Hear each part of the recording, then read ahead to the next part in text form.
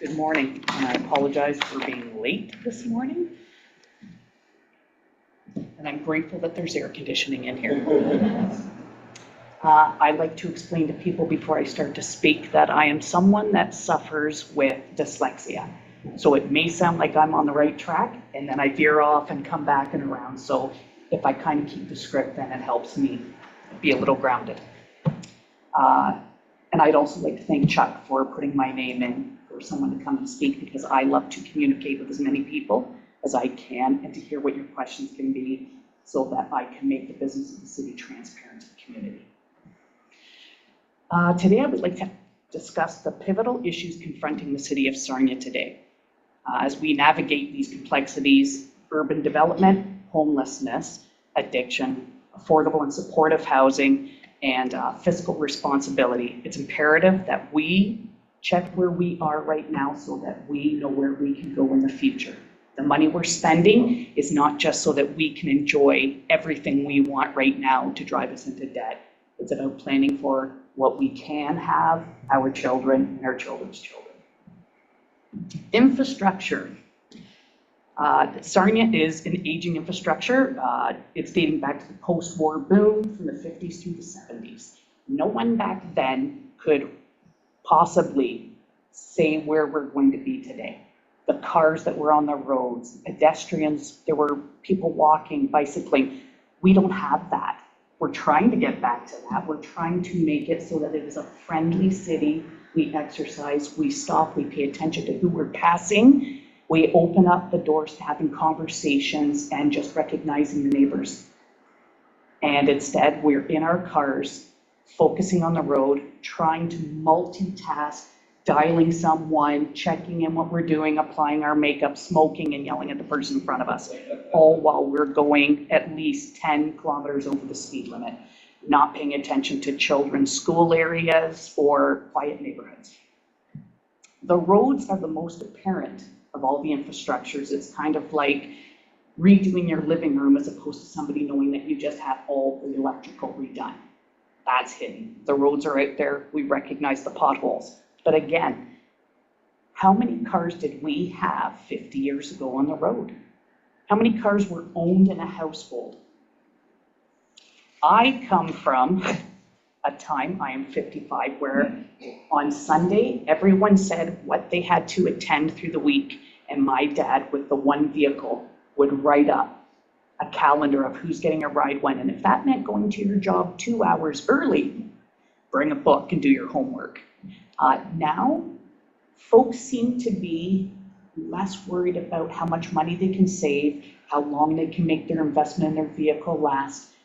They just want to go, go, go and experience so much when it's actually not the quality experience that they need. We have 54,000 people over the age of 18 in Sarnia. How many of those folks own one car? How many own more than one? The roads that were never meant to take that much abuse is now taking it tenfold. So of course, instead of only having to patch holes every so often and being reactionary to what was happening, now we will never have a chance to catch up, to have the coffers set up for us to repair the roads as often as they need to be.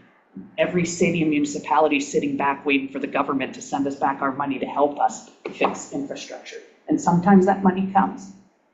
But for now, I would like the city to concentrate on all of our infrastructure and our assets being our assets. How do you treat your home?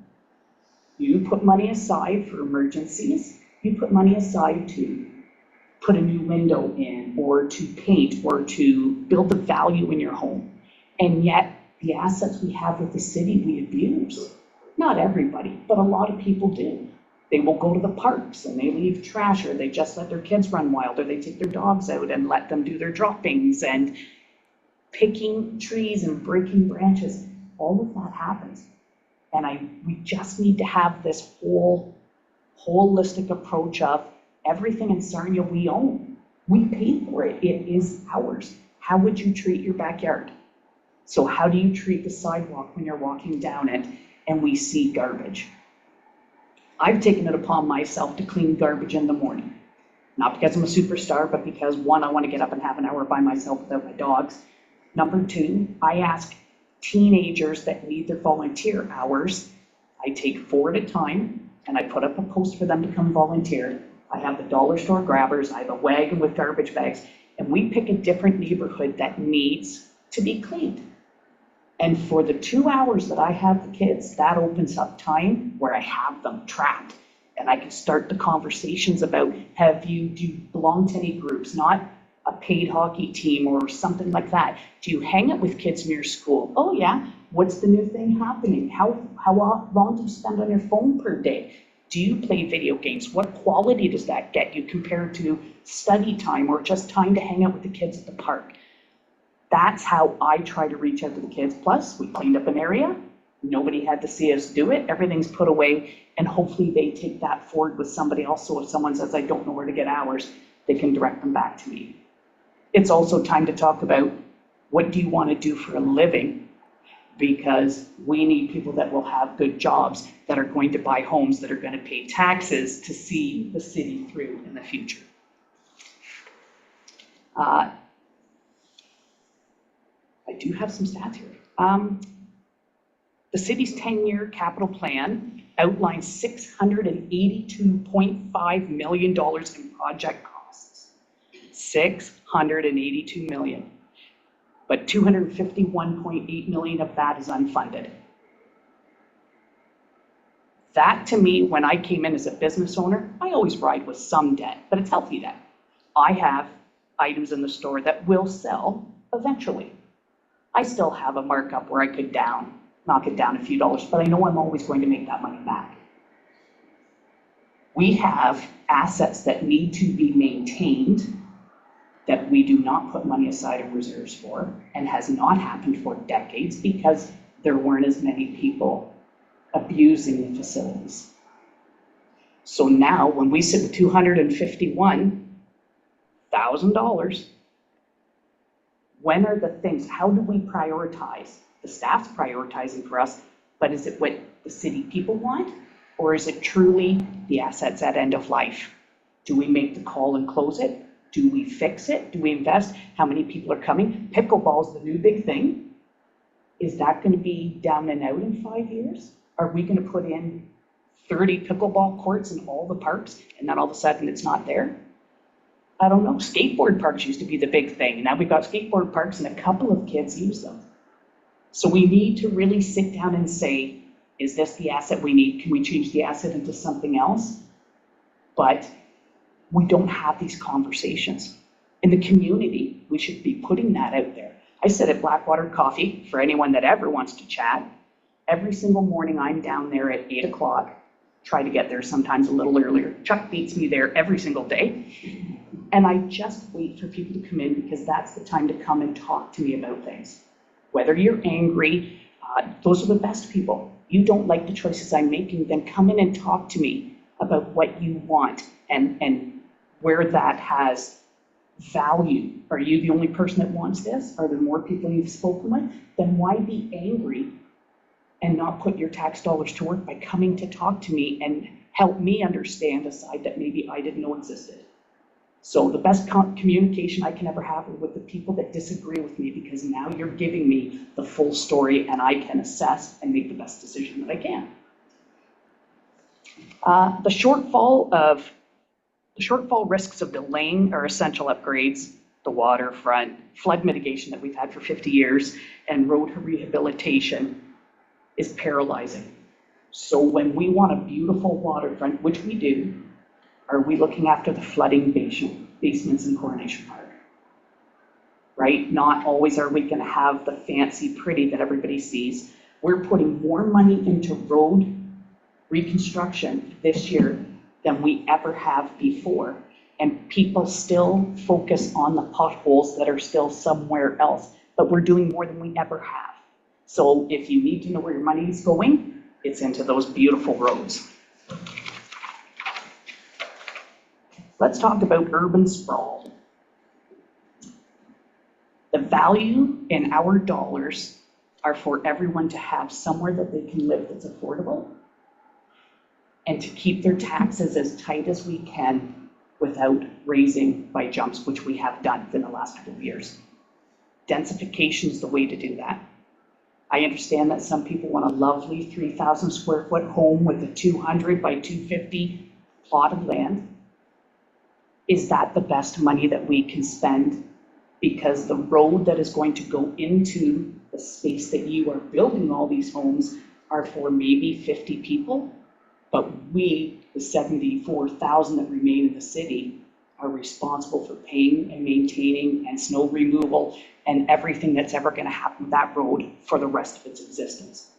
Or could we have smaller homes closer together, or help people with a business to build the tiny homes in the back so that their child will have somewhere to live while they're going to college, or once they're done university, come back and paying their bills off, to try and do that so that we can densify and grow our population so we have more tax money coming in.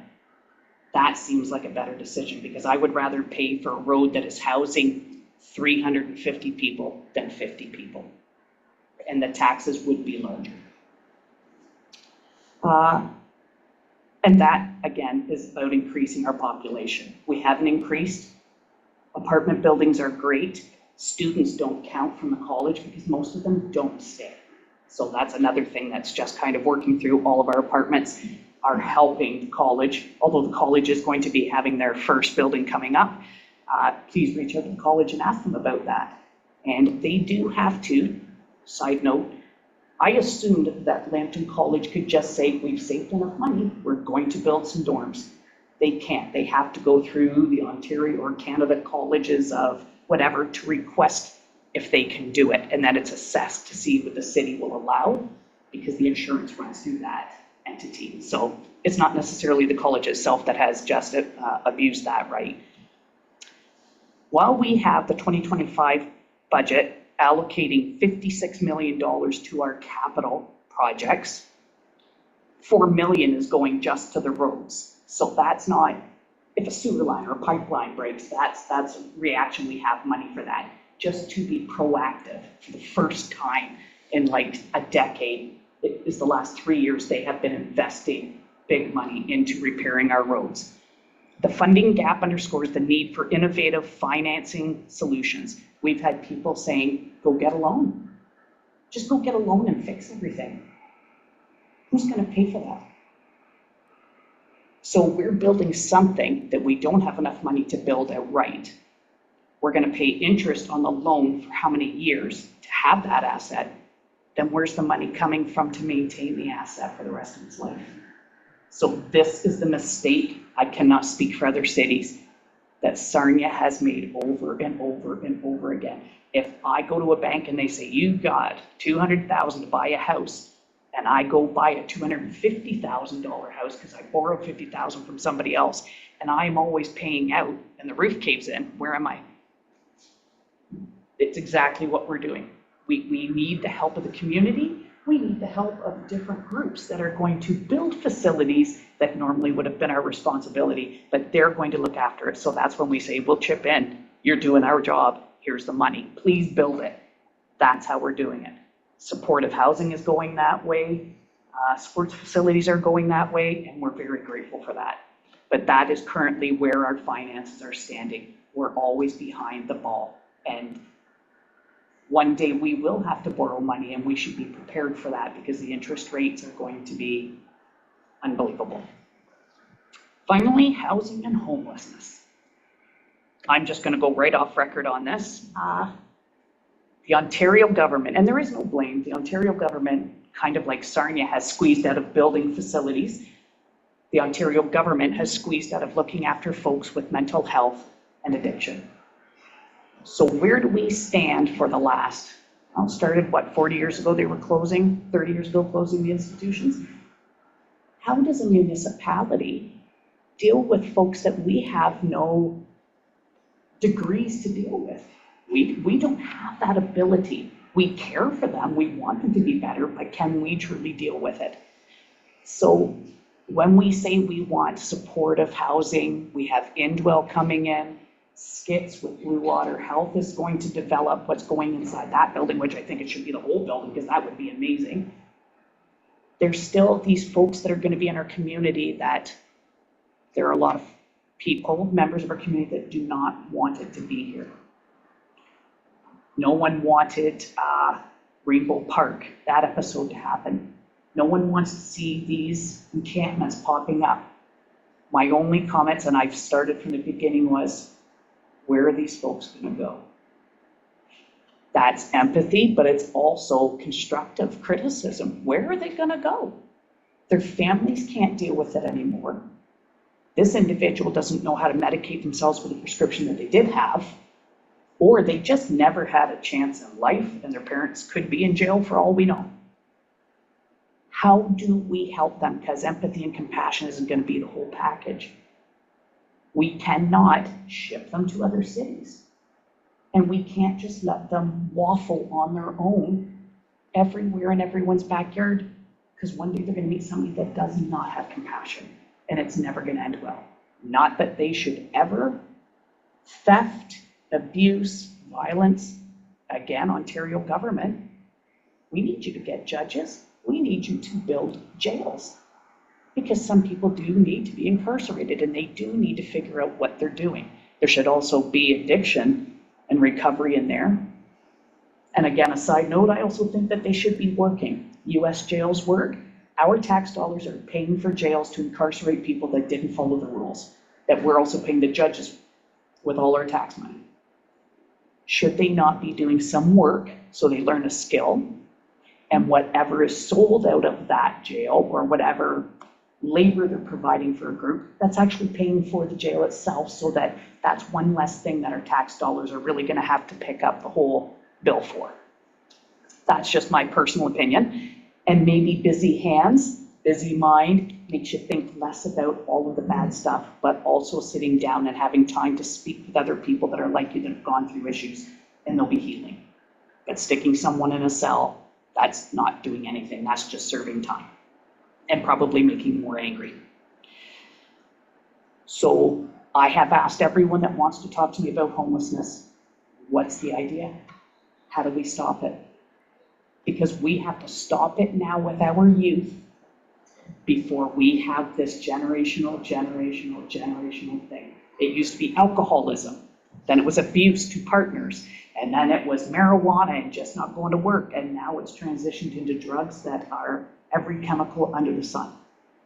Their brains are so fried, how could they ever just pull themselves out of that? They need help. So we have this in our city. What do we do with them? We have to be proactive in this. We can't just say no. So when we have a group like Indwell that's coming in, and then the Fab Four from Rotary that are raising money to try and help us get somewhere where these folks can go to get help, do we say no? Do we say take them out in the middle of a farm? What would that do? They're going to have to learn how to live in society. Now we're talking about folks that are recovering from things that are going into this. There has to be a space for them. And this is the conversation that everybody has to have. Not always no, no, no, no, no. It's about yes, but how? And if everybody in the city, 74,000 people, all had an idea, we can write all this down and come up with a plan to see if it works. Certainly out of the whole world, of everyone that's experiencing this issue, somebody's got an idea that's working. And we all have to listen and actually speak to the people that are suffering. If the ones that's recovered, what helped you get there? Like, what got you there? It can't be guilt. Guilt just makes it worse. Did it just take that one person to look at you one day and say, good morning, how are you? Are you doing okay? And have a conversation. And the next day, checking on me again. Are you doing okay? Somebody is seeing me, like somebody's seeing me and they're not looking down at me or calling me a piece of garbage or ignoring me, hoping I walk away. Somebody's actually looking at me. It's not about, come on, I'll get you coffee and that'll just get you away from the store. That's not what it's about. The people, they made bad choices, but that is not their entire story. So we need to give them an option to make better choices. And if we have enough people that are doing it, and we figure out where they can go, and they can get the right help, and they start to care for themselves and like themselves and love themselves again, that's half the problem solved. So I have one more. I would like the businesses in Sarnia to come together. I'm working on a plan with Sarnia and Lambton Economic Partnership, and this is the whole reason why I even became a councillor. Businesses have followers on our media. We have more reach and more followers than the city of Sarnia, than any service, all of them lumped together in Lambton County. The businesses have the followers. So what we need are all of the government to come up with the transparent actions that is happening and having the businesses share that out to the community. We don't have newspapers anymore. Like, people used to just be able to stand and read the newspaper, walk by somebody sitting on their front porch and go, hey, did you hear about blah, blah, blah, and have a real decent conversation about it. And now we hide. We go in our backyards. We have cameras on our front door with double locks and deadbolts, and no one. I walk my neighborhood and nobody's out front. You can't hide in your backyard. We need to come back out. It's our property. It's our neighborhood. And people aren't going to come do bad things when we're sitting there taking up our space and being happy. They're going to go somewhere that's easier, dark, and just, a better target. So please, if we can, help businesses, support our local people. This is where the businesses are going to hire your kids. If we can get the messages we need out to everyone, we've got to start talking. We've got to start communicating. We've got to start sharing ideas. And I need more of this. There used to be a time when our parents belonged to the clubs, Moose Club and the Lodge and ECW Hall, and if they went for a beer, they played cards, and they always had something to do together that didn't cost a lot of money, and they shared great information, and everybody knew something about everybody. And now it's a tight situation. I smile at people in the morning and they think I'm nuts. I drive 50 kilometers an hour and people are flipping me off all day long, like just riding all over. I want my vehicle to last. I want to pull up to the light next to you and go, and have you wave back. If we can just get moving, that's as much information as I can give you now on what's happening, but please spread the joy and the love. Your message is every day. We've got love inside of us. We have to share it, and it can't just be with your select groups.